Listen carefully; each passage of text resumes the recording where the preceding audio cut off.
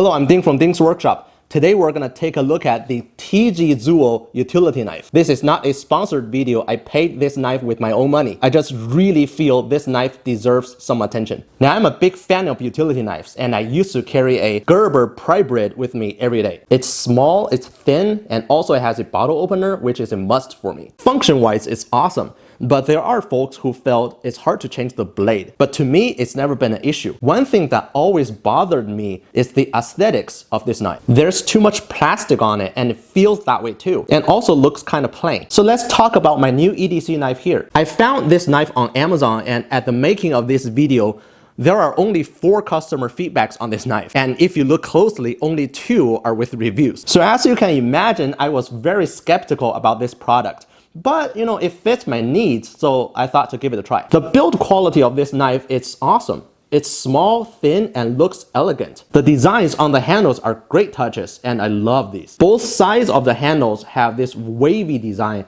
allows for a more firm grip. And the overall package is just so compact. According to the descriptions of this knife, it is made out of titanium. And on the back side, it has a belt clip. Comparing to the Gerber Prybrid, the original version did not come with a belt clip, but later on, a new version with a belt clip was released. However, the shape of this belt clip really adds the overall thickness of the Prybrid. Same to the Prybrid, the TGZUO also has a pry bar and a bottle opener. It also does have a cord cutter slot, but you need to deploy the blade to use the cord cutter. On the Prybrid, the cord cutter is right here, a lot safer to use. The Gerber Prybrid weighs 91 grams. The Prybrid with belt clip is at 95 grams.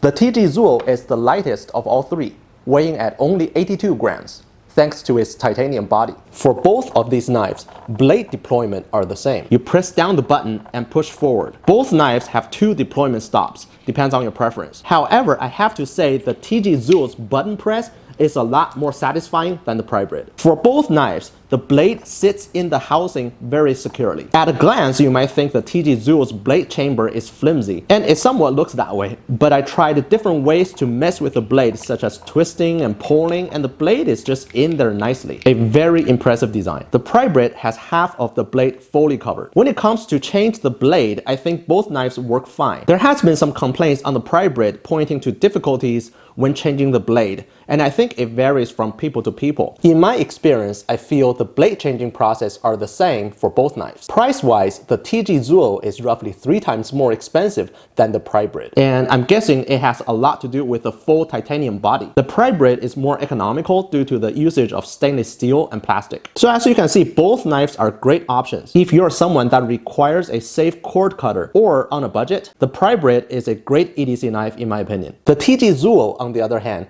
its overall titanium construction with loaded features and the more pleasing appearance make it a premium option for an EDC knife. But I really feel the TGZUO deserves more attention than it currently gets. Hey, thank you for watching today's video. Let me know what you think in the comments. I'm Ding from Ding's Workshop.